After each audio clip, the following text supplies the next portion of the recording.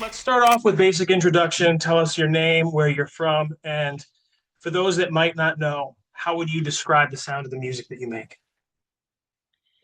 Cool. I'm Ella Thompson from Melbourne, Australia, and I make soul music, sweet and spooky. Um, yeah. I like that, sweet and spooky.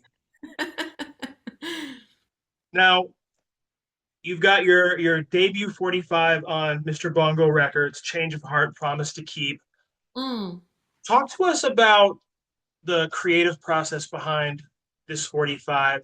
I think it very much complements, support, and strengthens your catalog with uh, Ripple on the Wing and Domino. But let us know with this new chapter of music, describe the sound to us and give us a lens into the process. Yeah. So I wrote most of these songs that are going to be on a new record. With Liam McGorry, who's a big collaborator of mine, who has a project called Temporary Blessings. But Liam's been making soul music in Melbourne for, you know, there's a big history there. Mm. um, but yeah, so we wrote the music together, and I wrote the lyrics, and we put it together with the band, which is the band we played live with, um, which is some of the guys from Surprise Chef and Karate Boogaloo, and Mm. Cheryl plays saxophone, and then we recorded it at this analog, no computers, studio out in rural Victoria, Castlemaine, run by a lovely young guy, Alex Bennett, who's been just collecting, analog gear, and has set it up in a barn in the house that he grew up in. And so yeah, we went out there with the band, and just yeah, recorded all the band live to tape, um, and then I did the vocals, and that was that. And then we also had the wonderful Wayne Gordon mix the music, um, who's was the tape op at Daptone, and has written some of the new Womack songs. And yeah, he was really brilliant to work with as well. Oh, wow. Mm. That's super Yeah. exciting. Yeah. So there was a line from Change of Heart that really stood out to me. In fact, when I heard it, it took me back to college. I had Mm. I had like instant messenger and I had a girlfriend at the time. And so whenever she would come online, I would have a certain chime so that if I heard that, I'd know to come to the computer. Yeah. And there was a point where we break up. And I vividly can remember hearing that chime and how it made my heart feel. So I have to ask you about the line. Um, how does your heart feel when I call? That to me, that was so deep. And I'm always into the songwriting and more importantly, how the notes are held when you sing. Can you just elaborate a little on the songwriting behind this and maybe the meaning of that line? Yeah. I mean, that one's sort of, the song is sort of about impermanence and how things change, and sort of how do you stay okay with that, because you can kind of go through life, and then yeah, you hear that call from someone that you feel so deeply connected with, or something that you thought you'd let go, and it still just hits that pocket right there in inside of you, or someone that knows you so well. um yeah, so I guess it's kind of about asking that question of like, is this, does it mean nothing to you, or like, Mm, how does your heart really feel when I call? Yeah. I love that. The other thing that I really loved about this 45 is I thought there was great balance, meaning we get that slow and spooky, and it really took me back to California.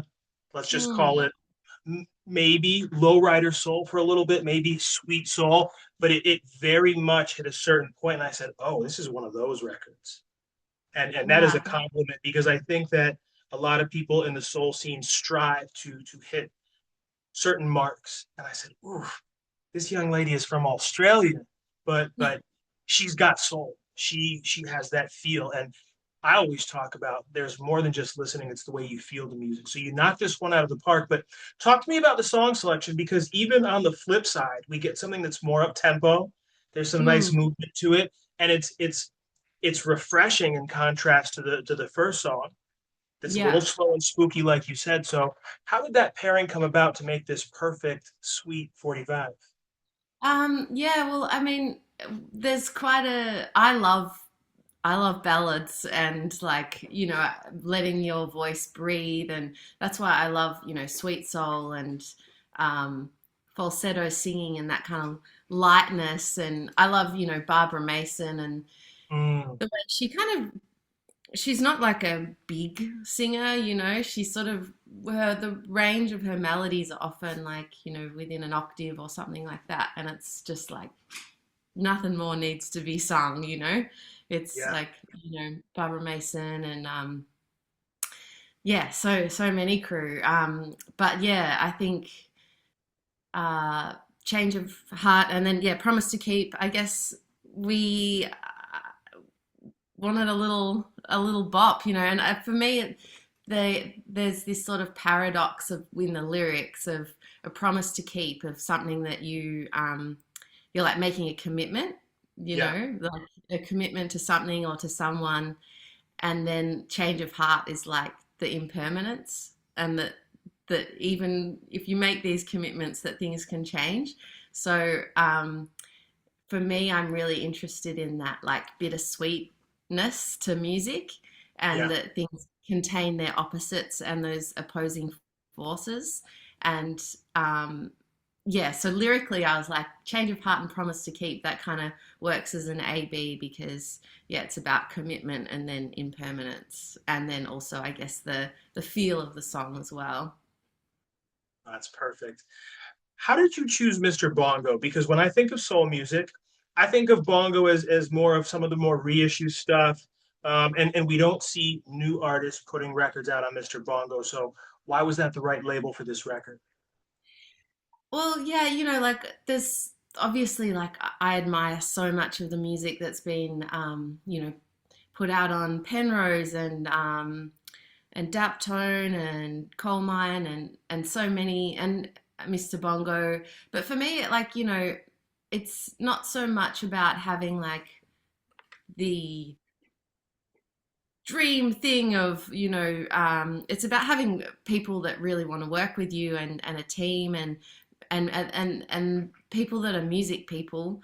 And Mr. Bongo, Mm-mm. just like really excited about the music, and um, they put out Surprise Chef's first two records, Right. and so there was a connection there. And then a few people had sort of linked us together, and they were just really positive about the music. And lots of people are positive about the music. I feel very grateful for that, like, Terry at Coal Mine and that sort of thing. But it's really just like a timing as well, like Right. some things are working synchronicity, and um, it's chill, like whatever people have capacity for at that time, and that the music is going to connect to the people that want to hear it, like yourself, um, and like that's the main thing for me, is really just making the music that I want to make, and having a team that supports it is just, yeah, most importantly that they're like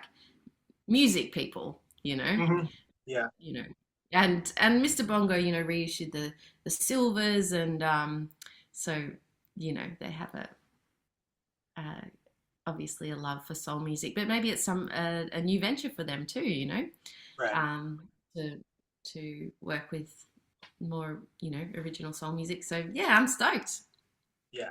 I've always loved Mr. Bongo. In fact, I have a deep love for Brazilian music, and so their 45 catalog with Brazilian records is second to none in my opinion. And they have created awareness to so much great music that maybe is obscure or not mainstream, if you will. And so I love the work they do. And I was just kind of curious about how that connection happened because um, I think it just kind of adds to their story, right? Yeah, yeah, it's great. They're really positive, awesome people, and you just want to work with crew that believe in what you do, and Mhm. That gives you, confidence, I guess, to that you know that you're on the right path and they support you and just sort of let you do what you're doing and just give you that support network and sharing your music with their crew that they've been building up for decades is a real honor for me. This is the Sure. first time I've released my music on an international label. So yeah, I'm really really stoked. Very good. Now I'm going to go off script a little bit. You mentioned you had recorded in what was like a converted barn, right? Yeah. Are there any memories or moments that really stand out from recording these songs that stick with you, that are special? I often think about times where some of the Penrose artists have talked about what it's like to work with Gabe in the studio and long sessions into the night until you get that perfect sound that everyone's looking for. What Mm. about for you and the recording of these songs? What stands out when you reflect and look back on the recording process? Yeah, well, I think and this is something that Wayne Gordon noted too, is just like the bleed in the room, that there's not really much separation between the instruments, which I think gives it just that sort of really warm feeling. Hmm. But also just the feel like we had a lot of fun. We were staying next door in this little accommodation barny thing that he had set up there, and like usually when we record we go till try and do as much as we can in a day, like 10 till 12 or something at Sure. night. But but Alex was kind of like, no, we knock off at 7. And so we're like, oh God, what do we do with ourselves at night? So we just had some lovely pasta. Liam cooked us up some lovely dinners and some wine and played some games. And then we're kind of into it again the next morning. And there's, because you're in the country, there's really like nothing else to do. So yeah, we were just chilling and having some nice times together. And it's always fun, like, whether you're on playing a show or rehearsing, writing music, it's the crew. It's really fun. No, that's great. I think that the environment really kind of shapes the mood. And so Mm. whether it's spacious, whether you're out in the country, it kind of becomes part of the record, especially when you're recording, right? Yeah. You mentioned no computers involved, and I've always said that, when it's tape, it's analog. It's the energy in the room that is also trapped in that tape as well that kind of contributes to that sound. We're like, what about the charm? Where's the charm come from? Well, that's it. It's in the air. Yeah, totally.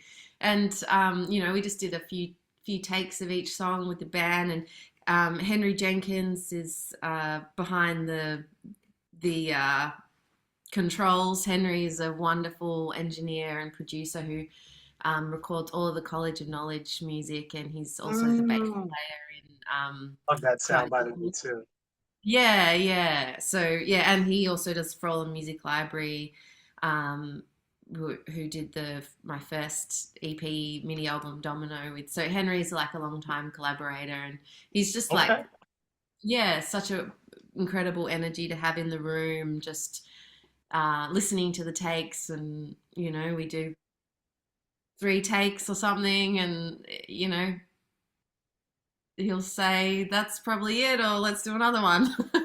But Okay. he's got a good sort of sense of um yeah, just the feel and what everyone can do, or if we've got a better one in us, or yeah. Mhm. Okay. Okay. Now, when I think about soul music, funk, and Australia, I think one of my first introductions was to a band named Tora. This might have been maybe mid 2000s, and I just love that sound. And I know they were from out in the country area, I think like a beach town. Then, of course, I learned about soul music through Miss Goldie, who's Yeah. a day record collector. I love Miss Goldie. And then, of course, Karate Boo Boo, Surprise Chef. I'd love to get a lens into the soul and funk community in Australia because it sounds like it's thriving. But here in the States, we only see the tip of the iceberg, which is when a record comes out. So, could you give us a little lens into what it's like, what that soul community and funk community is like in Australia? Yeah, absolutely. I would, it would be my honor. one of my special subjects. Okay. Um, no, it's an incredible thing, and I guess like going back to the music that I grew up on was my mentor was Renee Geyer. I don't know if you've heard Yes. her music, but yeah, she was, probably the first person to do soul music in Australia in the mid 70s and recorded Ready to Deal with the Renee Geyer band, her band, self produced in 1975. And yeah, that was such an incredible record. And I guess a record that my parents grew up with, and so they, that generation of people like then shared it with their kids because Yeah. so that's and how I got to know about Renee. And after that Ready to Deal 1975 record, she went to America and recorded Moving Along, which was produced by Frank Wilson, who did a lot of Motown stuff, and she recorded with a lot of the Motown musicians. And Mm. yeah, I was really lucky to meet Renee when I was 16 and have lessons with her. And she mentored me and took me on my first tour of Australia. And um, yeah, just really, going to her house and sitting down with her and listening to her records. And I got to know so much about soul music through her because she did a lot of covers of, Millie Jackson and um, Curtis Mayfield, and a lot of, I guess, yeah, when hearing her stories, she was um, how soul music came to Australia in the early 70s or late 60s. Like she would order a record and then it would be shipped to Australia and she would sit with it for a long time. And so she really, knows those records so well. And opened that treasure box for me and was really enforced the idea of getting to know not just the treasures on top of the chest, but digging a little bit deeper. That's the way she put it to me, and I'll never forget that. Um, and yeah, I mean, one of her favorite records was Sparkle by Aretha Franklin, which was produced Okay. by Curtis Mayfield. Um, and also she showed me Rance Allen Group, which is Okay. her favorite. So she's like, you got to hear Rance Allen. And yeah, so I don't know, I just really learnt so much about music from Renee. And then also, growing up with community radio, PBS is just always on. And I guess my parents, they listen to jazz and soul, and like my grandpa listened to a lot of Nat King Cole and Ray Charles. And then I guess my mum, grew up with soul music. They named me after Ella Fitzgerald. And um, That's got to be an exclusive. That's incredible. I love that. yeah. And so, but yeah, growing up with PBS and Triple R, the community radio stations with people like Miss Goldie having a show, and uh, Pierre Baroni. Look, at the time when I was young, like, you're like, oh, that's Pierre Baroni's show, Soul Groove 60 to 6, and Richie 1250 Stone Love show. And but now I'm like, oh yeah, Pierre did Muscle Shoals and Southern Soul, and Vince Peach did Northern Soul. He was from Manchester. And when we were studying music, I studied jazz. And um, when we were, yeah, at uni, there was a great night which Liam's band Sasquatch played at, and it was kind of like a Northern Soul night. And Vince Peach from Manchester would play his records, and so we kind of really Wow. got that music through him. Um, and then yeah, Miss Goldie playing Sweet Soul. And so yeah, now you grow up with all this music and you just like, oh, that's Pierre's show or that's Miss Goldie's show. But as you get older, you understand more about the roots of where that music comes from. And yeah. Mm. I I love the idea of mentorship. It's something that I've focused on in my professional career, creating programs in the professional space. And in seeing the impact of what it can do for Mm. professionals, right?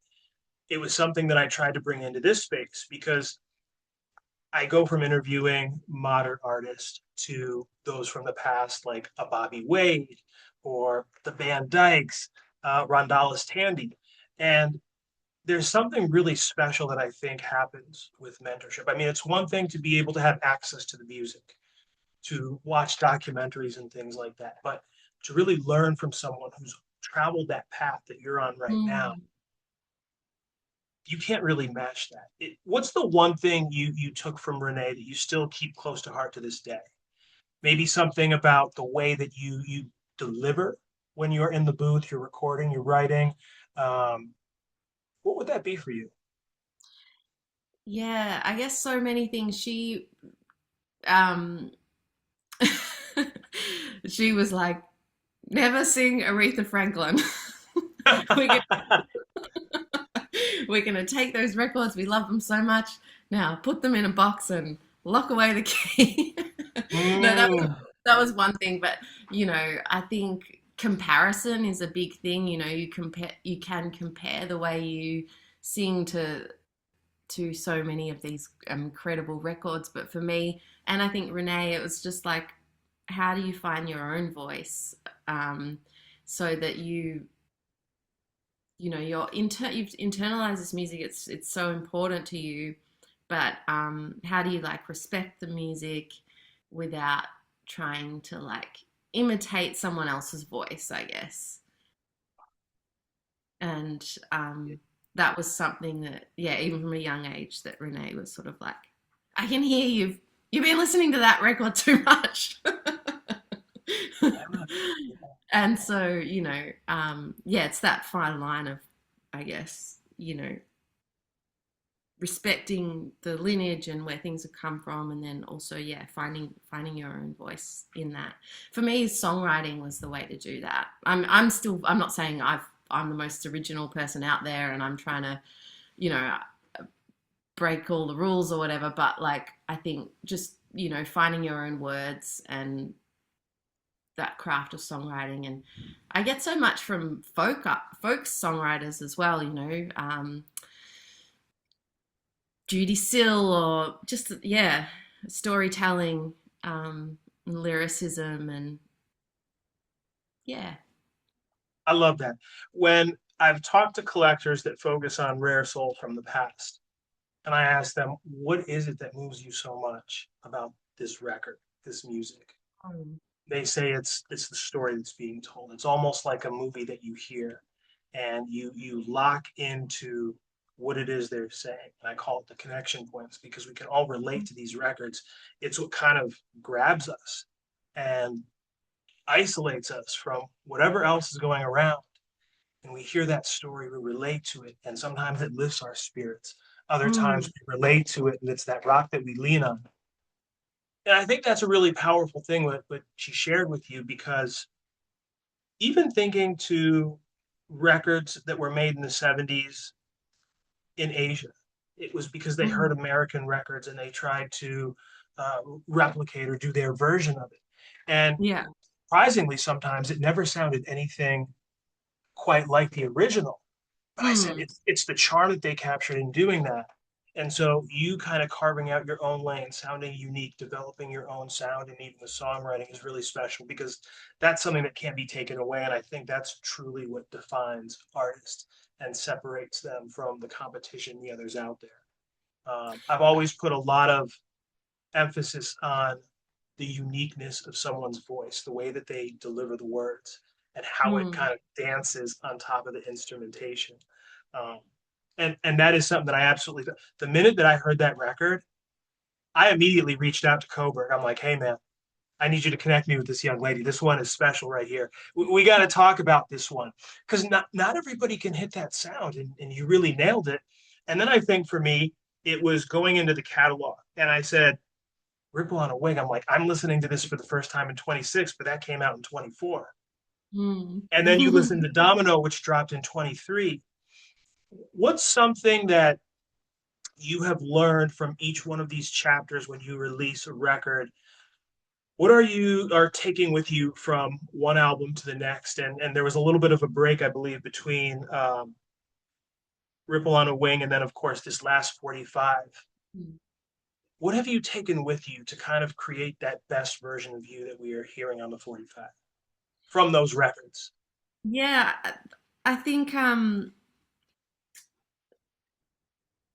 sometimes like it's just, music comes from life and from living life and from having time to think, and um I think that I'm so grateful to have this outlet of music that's connected me with, some of the most profound relationships of my life, with my community and my friends and, um, yeah, my elders as well. Like, I think it's really intergenerational music. And I also mentor and teach as well. So, introducing music to young people and like, um, I think, when I go and listen to music and just stay connected to the people around me that love this music, and you're hearing it, at Slow Grind Fever, and someone's putting on this record and you're like, oh gosh, that's incredible. Like, yeah, I want to go home and make something like this, but not too much like this, but I, Yeah. and then also I lyrically, I get um, inspiration from, observations of life, but also of reading books and movies um, and that kind of thing. Sometimes just like an idea really clicks and it comes out in a song. I've also just written so many songs that no one will hear, and I think Mm. that, probably between even for Ripple on the Wing, like there was a lot of music that no one will ever hear, that, songs that didn't make the record, because you're trying to just make a sound. Like for this next coming record, we wrote maybe 16 songs that we recorded even as a band, and then when you get to the mixing process, you're like, these work as a sound. And maybe for the next record I'll go into this other thing, or use some of these. I love cinematic music as well, music from film scores and that, Yes. Italian soundtrack stuff. Um, and I also love sweet soul. So that's why I like sweet and spooky, these two sounds. But this record's more of a kind of a set of songs that work well as a maybe more in the sweet soul realm. Maybe for the next one I'll make more of a soundtracky type record. So I guess it's like choosing the palette and the instrumentation that works, and then honing in on that. Okay. Okay. Now, you've mentioned folk, you've talked about jazz, you talked about Italian cinema a bit. I love OSTs. What are some of the records, maybe artists outside of soul that have inspired or influenced you? Because for me, I kind of got into music, I would say, making beats. And so when you're making beats, you're looking to sample records. And you don't focus on one genre, you're looking for like obscure sounds. And so from, we said, Italian OSTs back in the day to library records to Brazilian music to global grooves global grooves in general. I've grabbed a little bit from everything. There's fantastic sounds, and I always say, what would that sound like with some hard drums behind it? So, what are Mm, some of those records from you outside the space of Sweet Soul that you've kind of incorporated into your sound? yeah. Well, I've been listening to a lot of Scott Walker recently. Okay. Um, from the 70s. I love his lyricism. It's really weird and spooky and awesome. Mm-hmm. Um, I love There's this singer Catherine Howe that sings "It's Possible" on Emiliani's song, most the Italian song. I love that. But I've also been listening to some of her solo records, um, and her lyrics are incredible. I'm a big Patti Smith fan. I love Patti Smith. Not, I mean, I love reading her books and her poetry. I think she's an incredible just thinker. Um, I read a bit of philosophy stuff, Ooh, what Buddhism kind of to, philosophy? you know, uh, Buddhism and I kind of love the tragedy Greek stuff, of that kind of hero's journey and how our characters are flawed and that kind of drama of a story and Hmm. yeah, not to be too nerdy, but a bit of No, no, Aristotle. no. I love this stuff. I'm a fan of Stoicism, so I completely Yes, understand yeah. how the words sometimes just stop you dead in your tracks.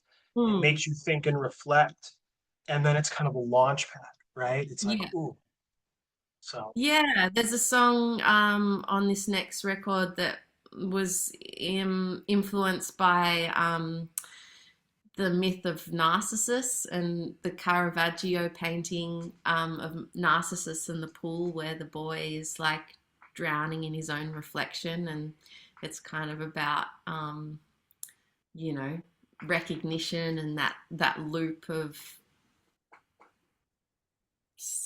being seen. And it's I think, a thing that a lot of artists would be thinking about in the realms of social media and all of that. And yeah, I love Caravaggio's paintings and the drama of that and how they often link to like Greek tragedies and that kind of stuff. no, it's deep. It really is. I'm just kind of reflecting on all these different quotes that have stuck in my mind over the years of reading books. Some of them still to this day ring a bell. One of my favorite ones. There's a lot of them, but the funny one is better to trip by foot than with your tongue. Yeah, yeah. That's one of the Totally. funny ones I always like to share. One other thing I wanted to touch on was so making soul music in Australia. It Mm, feels so far away from the US, where it's yeah. like the heart of soul music, the Mm. origin, if you will. What is it like creating and hoping to reach people? What are some of the challenges, I would say, being in Australia, creating these records and trying to reach people globally? It's definitely a challenge. I mean, like, I'm sure it's a challenge for everybody. Sometimes when I think like, no one's seeing my stuff or whatever, I'm like, there's a lot of people working really hard out there that are making awesome things that, never really um, crack through or whatever. But that's the history of the music too, That's, I'm reminded by like people like Miss Goldie showing you things that no one ever heard. And so yeah, but the thing about Australia, which is quite difficult, is that we're so far away from, you know, there's a very small population here in Australia, and in touring it's a big place. It's really spread out. You have to fly everywhere. It's expensive.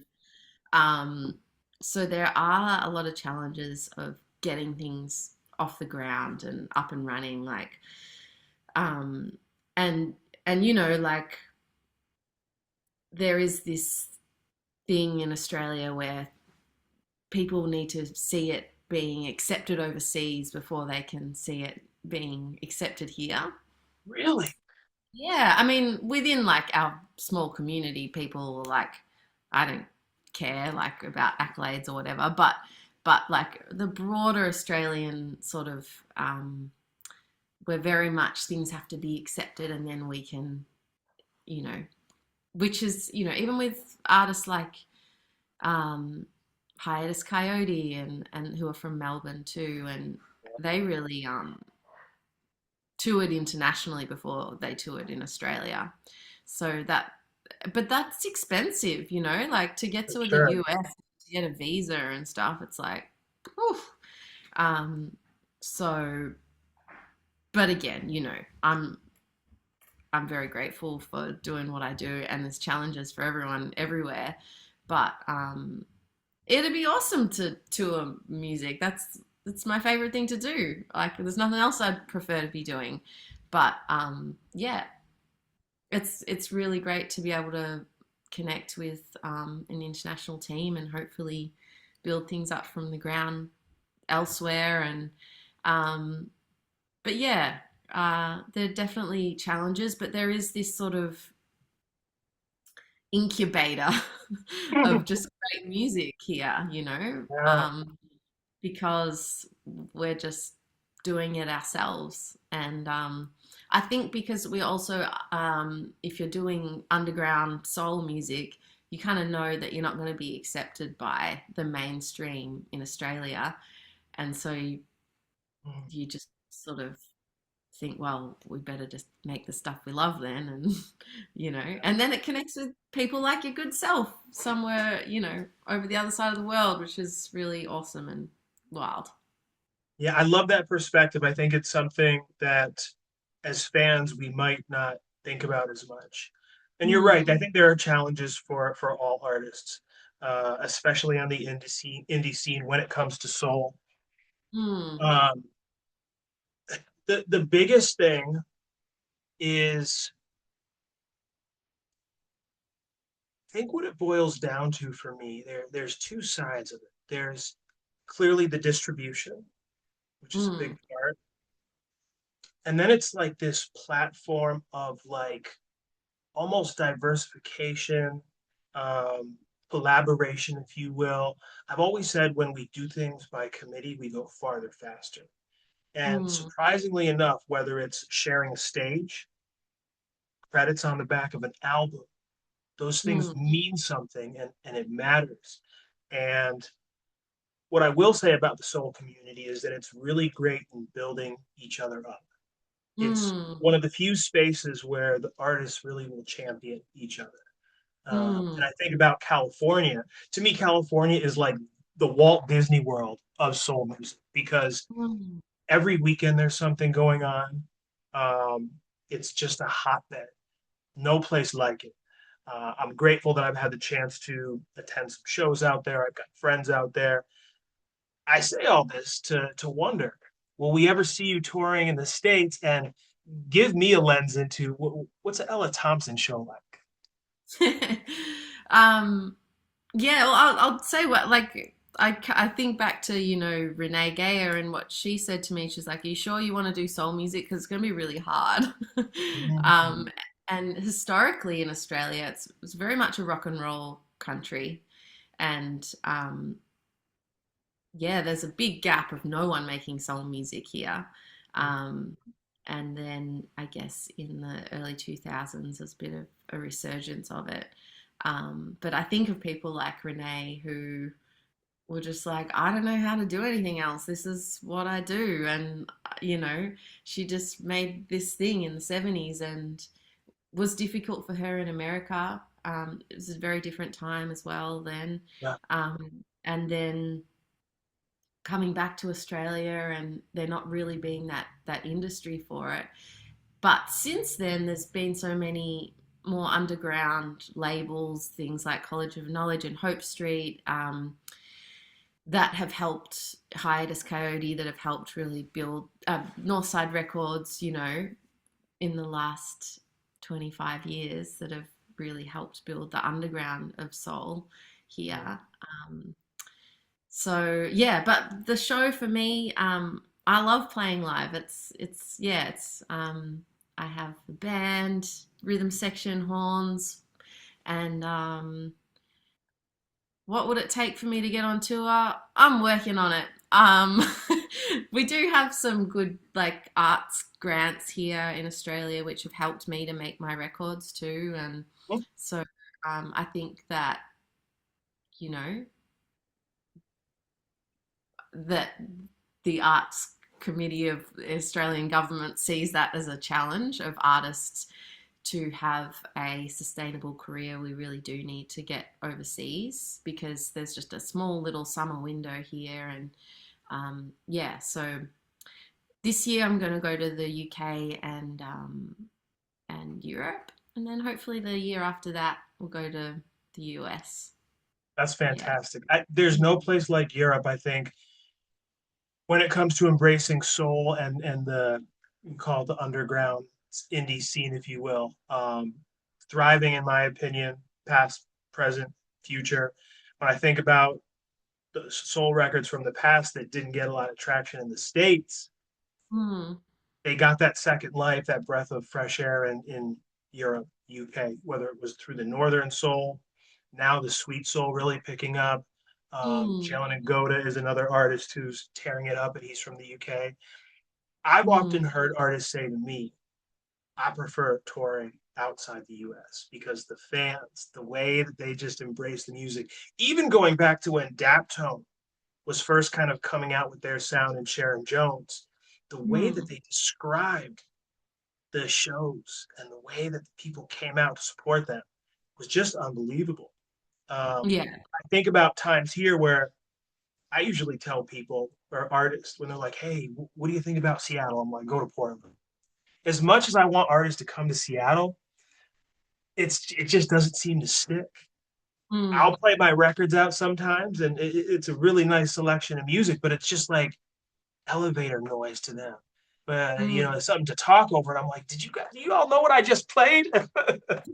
Or thinking about Bobby Arosa coming to town, and there might not have been more than 25, 30 people in the building. And I thought that was Mm. criminal. So Yeah. I wish you the best, obviously, when you go overseas, and I hope that you have the reception that you deserve and hope for, because you're just incredible vocally, and the instrumentation. I think the team that you're with, whatever y'all are doing together in that barn, it's just phenomenal. It's a great sound, definitely rising to the top of the scene, in terms of the quality of the music, and again, hitting that mark of how we measure soul music that you Mm. listen to, music that you feel. You're right up there. Oh, Absolutely. thank you so much. Thanks so Yeah. much. I really appreciate that. And yeah, I look forward to getting out and playing the music to, some new crew and I love traveling, so yeah, that's my two favorite things to do is yeah, really look forward to that. And yeah, step by step, eh? That's the way to do it. Now, you mentioned an album on the way. Can you give us Mm. a lens into what's going on in the future, what we can expect next from you? Yeah, well, yeah, this new record that these two songs are from is coming out in October. So I love October. Fall is one of my favorite seasons. yeah, yeah. So I'm really excited to put it out. I think you know it's probably the most favorite thing I've made, and Mm, um, just really excited to share it. And feels like a good little snapshot of our community and where we're at and where I'm at. And yeah, I really look forward to sharing it and to playing it live. And yeah, you put out something else, and then it gives you wind in the sails to start the next thing. And so yeah, I've been writing for the record after that. And yeah, it's about, keeping the wheels in motion when you get the opportunity to play more shows and to test out the music in front of audiences. It's, just keeps more things in motion. mm. Will that also come out on Mr. Bongo? Yeah, yeah. It's coming That's out on super Mr. exciting. Okay. Yeah. Okay. Um, Talk to me about like dream collaborations, past, present. Is there anybody that moves you that you'd love to collaborate with? Um, I'm a big fan of Joey Quinones, actually. I think he'd be awesome to collaborate with. That would be an Um, incredible collaboration. Yeah. yeah. I've been listening to his record and I think he's awesome. You know, and I got to meet, the guys from the Sacred Souls. I supported them a few years ago when they came out to You Australia. opened, right? Did you open for the Sacred Souls? Yeah, yeah, That's huge. That's yeah, huge. yeah, yeah. And Jalen and Duran Jones um, and Lee Fields. Like, yeah, we've been lucky to have a lot of the crew that we admire come through, and I've just yeah, been super honored to meet them and to open for them is just, yeah, it's really special. Um, I love what the Sacred Souls do. Like, yeah, big fan. Um, I'm also a big fan of Molly Lewis, who she's a whistler. Um, she lived in Australia for a bit of time, and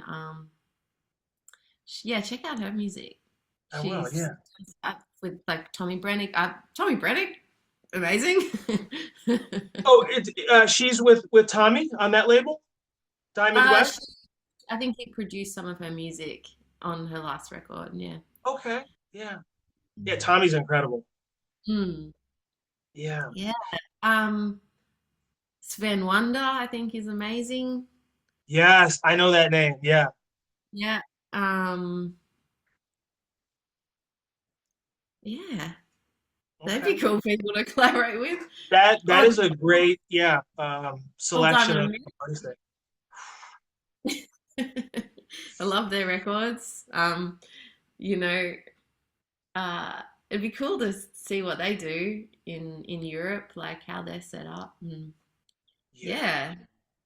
Cole Diamond and Mink, their sound, Sweden, to me, one of the best, just call it soul bands. Speaking of like Mm. the instrumentation, they collaborated with Aaron Frazier on his last Yeah. Yeah. 45 that he released.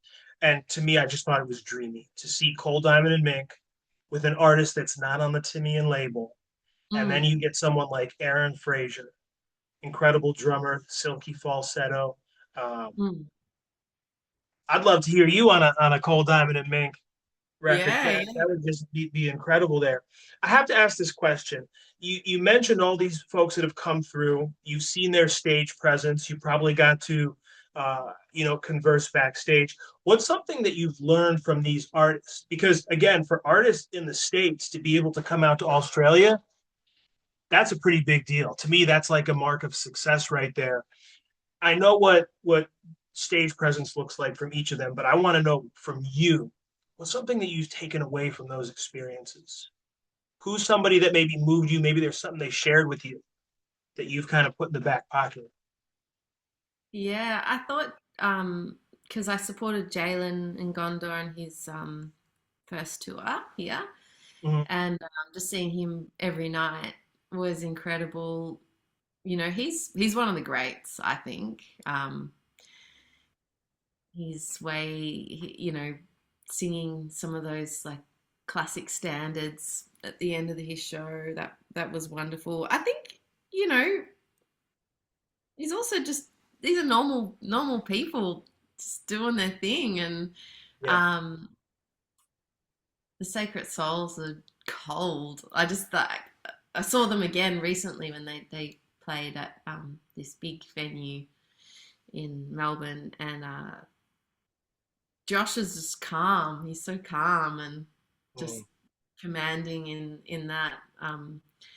Both, you know, Jalen and Josh are such different performers. Yeah. You know, Jalen's just like takes his voice everywhere, and Josh is just like calm, and yeah, it's they're both amazing in their own lanes, you know, and I think that's just figuring out what you do and just doing your thing. Lee, incredible, like so humble. I think all these people actually are really very humble and welcoming, and yeah, Lee was incredible. I was so honored. It was some of the first sort of band shows I'd really played, and we opened, and Lee was like standing side of stage watching us set with his wife, and Mm. um, they were just so encouraging and beautiful, and like yeah, you can feel like imposter syndrome and all these things, but like when you actually meet these crew, they're just really humble and welcoming. And same with, you know, yeah, Aaron Fraser when I supported Duran Jones in Melbourne, like the Duran was like I was like, "Let's see you guys," and they're like, "No, come in here and sit down and have a tequila with us." Yeah, I And love Durant. He's great. really just wanting to. He's like, "I want to move to Australia. This place is awesome." No, that's great. When I saw, so Joey came with the Sinceres to Seattle, and I always pay attention to the presence. And I think that Joey might be one of the top performers on the soul scene. The way that Mm, he came out, they were playing Diamond in the Back, Sun Rooftop. I'm drawing a blank on the name right now, but that's what they opened to. And the way that he controlled the crowd, I was in awe. I said, this is the standard right here of what it should look like, what it should feel like. And you just see this sea of people all locked in on him. mm, Yeah, Joey's definitely an incredible one. Uh, no, that's fantastic. Now, I have a couple more questions. This yeah. one I think I'm really going to love. I think you'll appreciate it. What's a quote or mantra that you keep close to heart that you often reflect on, whether it be good times, tough times? What would those words be like? Well, I was actually thinking about this the other day. Like, I guess, I grew up with 90s R&B. That was my thing that, as a kid, I grew up with Brandy and Aaliyah and Yeah. um, that kind of thing. And I always think of if first you don't succeed, you can get up and try again.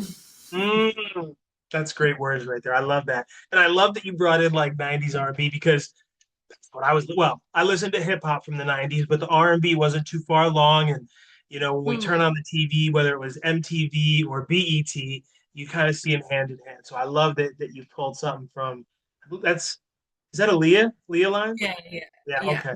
All right. No, I love that. Okay. Um, where can people find out more about you? Where can they stay locked in? How can they keep their eyes on when the album's dropping? All sorts of stuff. We just want to know how we can stay locked in on your movement. Um, Instagram's probably the thing that I'm most active with, so hit me Okay. up there or Bandcamp. Yeah, wherever you find your music, and um, I'm always really grateful to see people in, engage with it around the world. So let me know who you are, and yeah, gives me Okay. wind in my sails. I love that. Yeah. Now, where can we shop the 45? We got to let people know. You mentioned Bandcamp. I know it's on Bongo, but globally, where can people find this 45? Because I'm going to tell them Uh, right now, it's a must have. Thank you.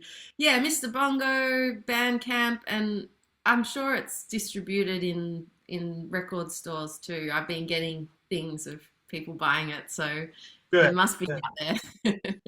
Or pick Okay. one up at a show if you see me touring. Okay. Yeah. You heard it. Make sure you get that merch.